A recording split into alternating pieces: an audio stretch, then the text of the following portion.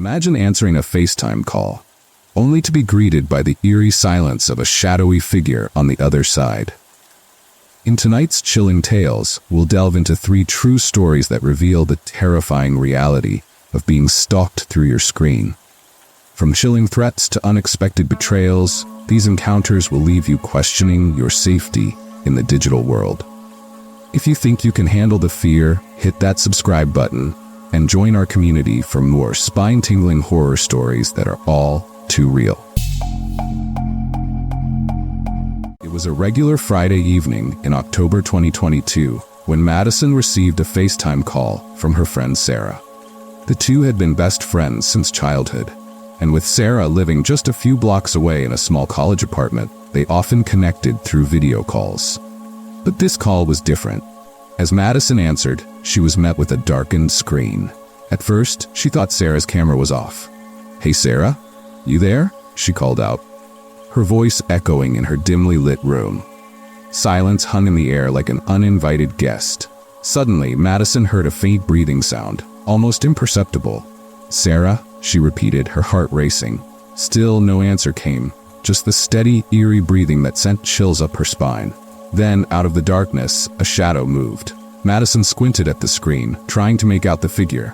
It was a silhouette, vaguely resembling a person, standing in what seemed to be Sarah's living room. Panic surged through her as the figure leaned closer to the camera, its face obscured by shadow. "Sarah!" Madison shouted, a mix of fear and confusion flooding her voice.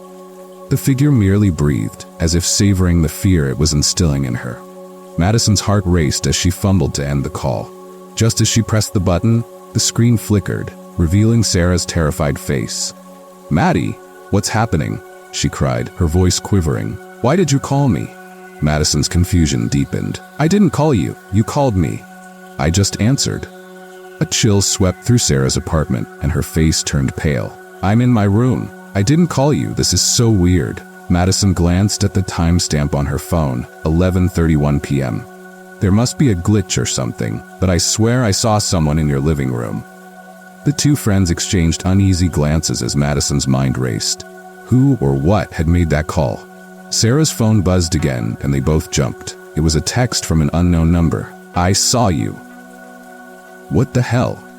Sarah exclaimed, her voice filled with dread.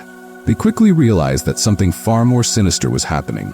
The following day, Madison and Sarah met at a local cafe to discuss the previous night's events. They sat at a table near the window, the autumn sun filtering through the leaves. Sarah seemed more anxious than ever, constantly glancing at her phone.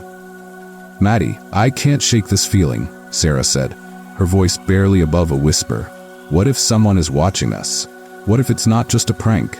Madison nodded, her heart pounding in her chest. "I feel the same way. We need to tell someone. Maybe the police can help." Just then, Sarah's phone buzzed again. The screen lit up, and it was a FaceTime call from an unknown number. "Don't answer it," Madison urged, but Sarah hesitated. "What if it's important?" As Sarah swiped to answer, Madison felt a sense of dread wash over her. The call connected, and once again, the screen was filled with darkness. But this time, a distorted voice emerged from the void, sending shivers down their spines. "Why didn't you answer me last night?" the voice echoed, cold and menacing. Madison's heart raced as she realized this was no joke. "End the call," she screamed. But Sarah was frozen in fear, staring into the abyss of the screen. Just as the figure leaned forward, the call abruptly ended. They both gasped, their hearts pounding in their chests. "We need to get out of here," Madison urged, her voice shaky. They hurried outside, breathing in the cool evening air, trying to calm their nerves. But just as they reached Sarah's apartment, a loud crash echoed from within. "What was that?" Sarah whispered, panic rising in her voice.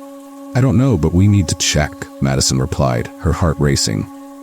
As they entered the apartment, they found nothing amiss, just the eerie silence that felt thick with tension. Madison felt her phone vibrate in her pocket and pulled it out. A text flashed on the screen. "I'm coming for you." The events of the previous week had left Madison shaken. She had decided to stay at Sarah's apartment to keep her friend company and to feel safer. It was a chilly night in November 2022, and the two were curled up on the couch, binge-watching horror movies. Can you believe what happened last week? Madison asked, trying to lighten the mood. We should have just gone to the police immediately. I know, but what would we even say? Sarah replied, a nervous laugh escaping her lips. That we got creepy FaceTime calls from an unknown stalker? Just then, Sarah's phone buzzed loudly on the coffee table. They both jumped, glancing at the screen. It was another unknown number calling. Should I answer? Sarah asked, her hands trembling. Madison shook her head. No, just ignore it. They're probably just messing with us. But Sarah hesitated, glancing at her phone. Maybe I should block the number, she suggested, her voice shaky. As she swiped to end the call, Madison felt a wave of unease wash over her. Let's just forget about it and watch the movie. Hours passed, and as they settled in for the night, a sudden power outage plunged the apartment into darkness. Great, just what we need, Sarah grumbled, fumbling for her phone to use as a flashlight. Suddenly her phone buzzed again, illuminating the room, but this time it was a FaceTime call, this time from Sarah's own number. What the? Sarah said, her voice trembling as she looked at the screen in disbelief. I didn't call myself. Don't answer it, Madison exclaimed, but Sarah was already swiping to accept the call. The screen flickered, revealing a distorted version of Sarah's own face staring back at her. What is going on? Madison gasped, feeling the blood drain from her face. Why did you ignore me? The distorted voice echoed through the phone, sending chills down their spines. Madison felt paralyzed with fear. End the call. End it. As Sarah fumbled to disconnect the call, the distorted image morphed into a grotesque version of a stranger, a figure that seemed to be watching them from behind the screen. I'm coming for you, the figure screamed, its voice echoing in the room. With a swift motion, Sarah ended the call, and they both stared at each other in horror. What do we do? Sarah whispered, her eyes wide with fear. We have to get out of here. Now, Madison replied, her voice trembling as they bolted toward the door.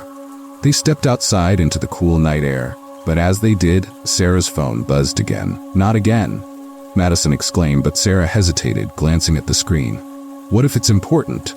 As Sarah reluctantly answered, the same distorted figure appeared, now clearer than before, its smile widening into a sinister grin. Do you like my new face? It sneered, sending Madison into a panic. Get away from us, Madison screamed, grabbing Sarah's arm. We have to go. They ran down the street, their hearts pounding in their chests. Just as they reached the corner, Madison's phone vibrated again, this time with a text from an unknown number. I can see you. They froze in their tracks, their hearts racing. Who is this? Sarah yelled into the night, but the only response was silence. Let's get to my house. It's closer, Madison urged, her instincts kicking in. They hurried toward Madison's home, hoping to find safety behind locked doors. As they arrived, they quickly secured the door and sat in the living room, trying to calm their racing hearts. But just as they began to breathe a little easier, Madison's phone buzzed again. What now? She muttered, glancing at the screen. It was another FaceTime call, this time from an unknown number. Don't answer it, Sarah shouted, but Madison's curiosity got the better of her. She swiped to answer, and once again, the distorted figure appeared. But this time, it was different. Why did you leave? It asked in a voice that sent shivers down Madison's spine. Madison felt her breath hitch in her throat as she realized this figure was not just a random stalker. It was someone they knew. Jake? Madison gasped, recognizing his familiar face twisted into a grotesque form. You shouldn't have ignored me, he said, a chilling smile spreading across his face. I'm always watching. Madison felt a rush of panic as she ended the call, her hands shaking uncontrollably. What is happening? She cried. Sarah's face paled. We need to go to the police. We can't handle this on our own anymore. After the terrifying incidents with the FaceTime stalker, Madison and Sarah decided it was best to take action. They spent the next few days trying to shake off the fear that clung to them like a heavy blanket. But no matter how much they tried to distract themselves, they couldn't escape the gnawing anxiety that someone was watching them. On a chilly December evening in 2022, Madison was at home alone, trying to study for her finals. The room was quiet, except for the faint ticking of the clock on the wall. Her phone buzzed on the desk, and she glanced over, hoping for a message from Sarah, who had promised to come over later. Instead, It was an unknown number calling her on FaceTime. With a sense of foreboding, she hesitated but then answered. The screen flickered to life, revealing darkness once again. "Hello?" she called, her voice echoing in the silence. No response. Just that same eerie breathing she remembered from before. It filled the room, a sinister reminder of her previous encounters. "Who is this?" she demanded, her heart pounding. Suddenly, a shadow moved across the screen, and Madison felt a chill run down her spine. "I can see you," a voice whispered, barely audible, sending shivers down her back. Madison's fingers trembled as she ended the call, her breath quickening. She knew she couldn't stay alone, not anymore. She grabbed her jacket and headed out to Sarah's place, her heart racing as the darkness seemed to close in around her.